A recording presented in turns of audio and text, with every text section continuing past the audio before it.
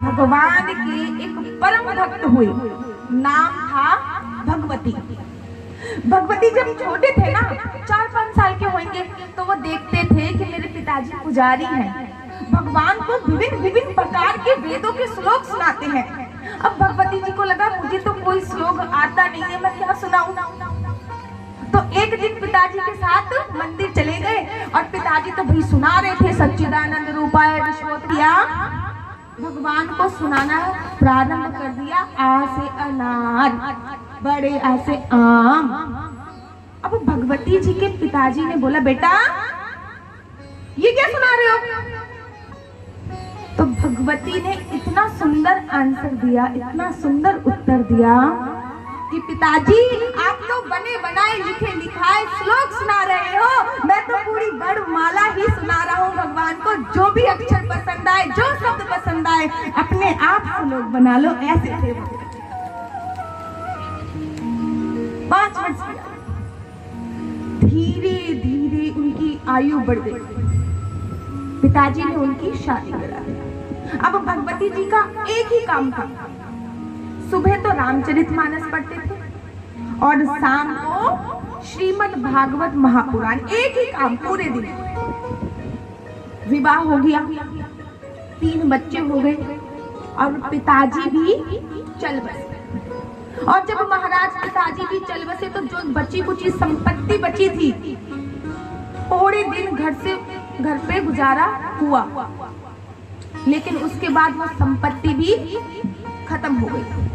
अब भगवती जी की जो धर्म पत्नी थी, अब वो घरों में बर्तन मांज मांज के अपने घर का गुजारा करती और भगवती को बहुत उल्टा सीधा बोलती, लेकिन भगवती को कोई भी फर्क नहीं पड़ता। वो तो बस वही यही कहते थे कि मैं तो राम नाम ही जपूंगा, मेरे को और दूसरा काम नहीं करना। एक दिन उनके गांव में वैष्णव संत आए। वैष्णव संत ने पूछा कि इस गांव में किसी वैष्णव का घर बता दीजिए। तो लोगों ने कहा कि वो जो भगवती का घर है ना, वो परम वैष्णव है महाराज। सुबह शाम रामचरितमानस, सुबह शाम भगवत गीता, हमेशा सारे ग्रंथ पढ़ते रहते हैं। सारे संत भगवती के घर पे चले गए, दरवाजा बजाया। भगवती की धर्म पत्नी ने आके दरवाजा खोला। सारे संतों ने कहा, देवी आज हम यहाँ पे आए हैं, यहीं पर रुकेंगे और भोजन भी आपके यहाँ पर करेंगे। अब भगवती की जो धर्म पत्नी थी, आंख से आंसू बहने लगे। अब भैया साधु संत घर पे आए और घर पे खाने को कछु आए हो, फिर कह रही महाराज मैं दोनों हाथ जोड़कर क्षमा चाहती हूँ, मेरे घर पर अन्न का एक दाना तक नहीं है, 3 दिन से मेरे बच्चों ने नहीं खाया, मैं आपको कैसे दूं खाने, मैं क्षमा चाहती हूँ। साधु संतों ने उसको आशीर्वाद दिया कि आपका घर हमेशा बना रहेगा, बेटी तू परेशान मत हो। अब भगवती को बहुत गुस्सा आया कि साधु संत महाराज भूखे चले गए। घर के दहलीज से किसी साधु संत का भूखा जाना, पत्नी का मन व्याकुल हो गया। सीधा भगवती के कमरे में गई, देखा तो भगवती श्रीमद् भागवत महापुराण पढ़ रहे थे। उस समय पर भगवती की धर्म पत्नी ने श्रीमद् भागवत महापुराण उठाई, 2 पन्ने फाड़े उसके और ऐसे करके फेंक दिए और कह रही निकल जाओ मेरे घर से। जिस घर में साधु संत का सम्मान नहीं है, उनके लिए भोजन नहीं है, उस घर में तुम्हारी भी जरूरत नहीं, निकल जाओ। अब भगवती को इतना उल्टा सीधा उनकी धर्म पत्नी ने कह दिया। भगवती को बिल्कुल भी दुख नहीं हुआ, लेकिन एक चीज का दुख हुआ। किस चीज का? कि श्रीमद् भागवत महापुराण के 2 पन्ने फट गए। उन्होंने श्रीमद् भागवत महापुराण उठाई, उसके 2 पन्ने उठाए और घर से रोते रोते चले गए। पीपल के पेड़ के नीचे बैठकर रोने लगे। भगवान सब कुछ अपने वैकुंठ लोक से देख रहे थे कि मेरा भक्त आज परेशान है, मेरा भक्त आज व्याकुल है, आज रो रहा है। भगवान ने लक्ष्मी माता को बुलाया, हे देवी, ये जो टोकरी है ना, आपके पास जितनी धन संपदा दौलत है आज इस टोकरी में भर दो, आज मेरे भक्त की परीक्षा है। और भगवान ने एक व्यापारी का रूप धारण किया और वो टोकरी उठाई और पहुंच गए भगवती के घर पे। दरवाजा खोला, दरवाजा बजाया तो भगवती की धर्म पत्नी ने दरवाजा खोला। अब भगवान कुछ बोले नहीं महाराज, भगवान केवल शांत रहे, कुछ नहीं बोले। भगवान ने टोकरी उठाई और भगवती की धर्म पत्नी को दे दी और बोला कि एक कॉपी, बोला नहीं इशारों से बोला कि एक कॉपी और एक पेन ला दो महाराज।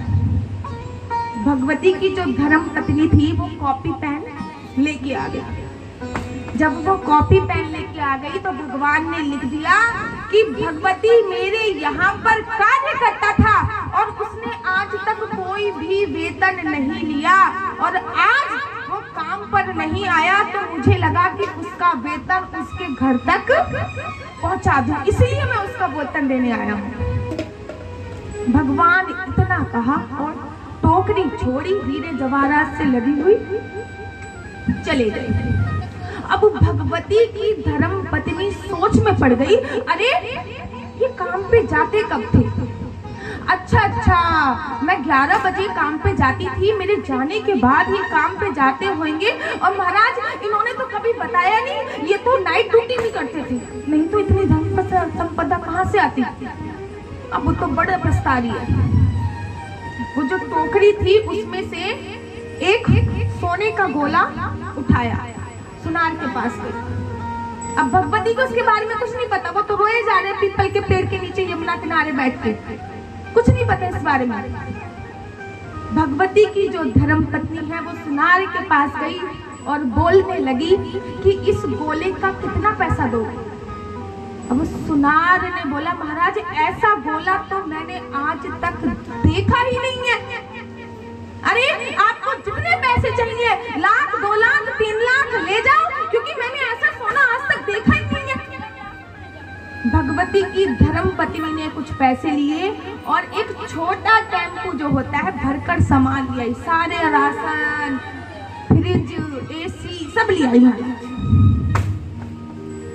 क्योंकि उसको यकीन था कि भगवती संध्या वंदन करने जरूर आएंगे, अर्थात शाम की पूजा करने महाराज घर जरूर आएंगे, क्योंकि जब तक वो शाम की पूजा नहीं कर लेते अन्न जल ग्रहण नहीं करते, इसलिए यकीन था। टोकरी में बड़े सारे गोले थे, अपने घर पे जगह जगह पे लगा दिए, पूरा घर ऐसा चमक रहा था मानो दिवाली है। शाम को 6 बजे अब भगवती रोते रोते अपने घर जा रहा, भैया संध्या वंदन तो करनी है। अपनी गली में गया, अपना घर दूर से देखा, करे नहीं, अरे ये मेरा घर नहीं है, अरे मेरे घर में तो दिवाली पर भी दिवाली नहीं होती और महाराज आज तो दिवाली नहीं है तब भी मेरे घर में दिवाली हो रही है। ध्यान से देखा तो वो भगवती का ही घर था। भगवती अंदर गया, दरवाजा बजाया, अब देवी सच धज के आई है महाराज, आज एकदम सच धज के। दरवाजा खोला जैसे देवी ने, भगवती ने देखा और देखता रह गया, देवी पूरी ऊपर से नीचे तक स्वर्ण आभूषण से लदी पड़ी है। और जैसे ही दरवाजा खोला भगवती की धर्म पत्नी ने क्या बोला है कि स्वामी मुझे आपसे बात नहीं करनी। अरे आप तो बड़े झूठे निकले, आपने कहा था कि मैं काम नहीं करता, मेरा काम तो बस एक है, राम नाम, लेकिन आपका मालिक आया था, वो इतने सारे सोने और आभूषण देके गया है। जब भगवती ने सुना कि उनका मालिक आया था, वो इतने सारे सोने आभूषण देके गया है, भगवती ने पूछा कुछ बोले? वो नहीं, वो कुछ बोले नहीं, शायद मुझे गले में कोई प्रॉब्लम होगी, लेकिन एक लेटर लिखकर देके गए हैं, मैं लेके आती हूँ, आप यहीं पर रुको। लेटर लेके आई जो भगवान लिख कर देके गए और जैसे ही भगवती ने वो पत्र खोला, पत्र में चारों तरफ केवल राधे राधे राधे श्याम सीताराम लिखा हुआ था। भगवती की आंखों से आंसू बहने लगे महाराज। भगवान के पास जाके चरणों में गिर गया कि प्रभु, मैंने तुम्हारा इतना पूजा अर्चन वंदन किया, तुमने मुझे दर्शन नहीं दिया और तुम मेरे घर पे आए और कुछ बोला नहीं, क्यों नहीं बोला? भगवान को अपने भक्त का जो दुख है ना, सहा नहीं गया। भगवान प्रकट हो गए। भगवान ने बोला कि भगवती याद कर, तू भागवत पढ़ रहा था। शिव महापुराण खत्म करने के तत्पश्चात जब तेरी धर्म पत्नी से तेरी लड़ाई हुई थी, तब तू भागवत पढ़ रहा था। तेरी धर्म पत्नी ने श्रीमद् भागवत महापुराण के 2 पन्ने फाड़ दिए थे और श्रीमद् भागवत महापुराण के कोई पन्ना मेरी आंख है, कोई मेरी नाक है, कोई कान है, कोई हाथ है, कोई पैर है, और तेरी धर्म पत्नी ने जो पन्ना फाड़ा था वो मेरी जीव थी। इसलिए बोलिए राधे राधे।